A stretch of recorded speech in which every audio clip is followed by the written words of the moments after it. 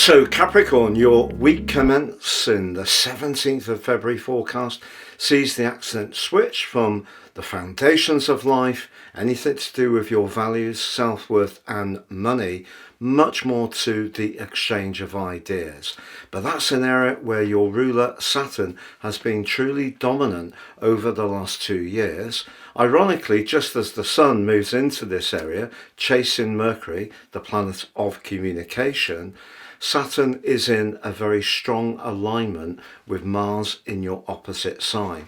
So if ever there was a week to say what you mean and mean what you say, it's this week. Because if you have found that some people have been a little bit resistant to your ideas, or a little standoffish, or even judgmental about some of your beliefs and ideas over the last 24 months, now you can just feel that you're much more engaged with others. But it's not necessarily going to be a clear run. The quarter moon, which occurs on Thursday, suggests that there could be someone around you who's still inclined perhaps not to have that engaged discussion with you and may not be quite as honest and upfront as you would like. So if there is something that you're thinking about or discussing that may be of a little bit more of a sensitive or perhaps confidential nature, I wouldn't be too sure that the other side has got your best interests at heart. So it's still important to be a little bit selective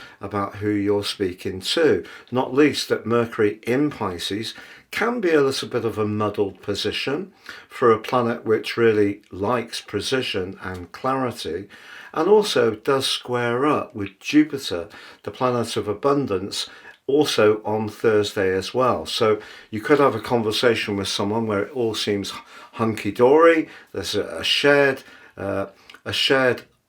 uplift on either side, but just do watch a little bit, try to read between the lines. But in general, I just feel that if you have been feeling a great sense of frustration that things are going incredibly slow, they can speed up this week. Now Venus continues in the part of your chart making you mindful potentially of home changes, decoration, or if you are attracted to someone romantically, it may be someone you know through your family, you've known a long time, or you have some kind of emotional connection to. But Venus and Jupiter actually have a very fortunate alliance as this week draws to a close. And whether you're decluttering stuff at home or you realise that an old heirloom is much more valuable than you first thought, or perhaps you can be a little bit more